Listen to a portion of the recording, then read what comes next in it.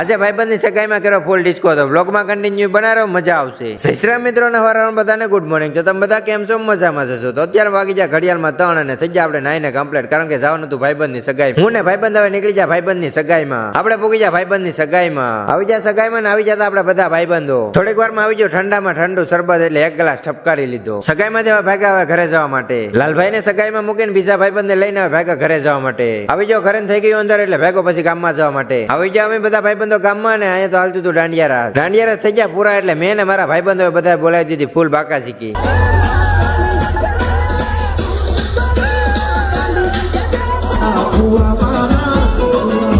લાલભાઈ કેરો મને ઊસો, મેં તો આ કઈક હેઠો નાખે ને બાકી મારી પેઢી વિખાઈ જાય.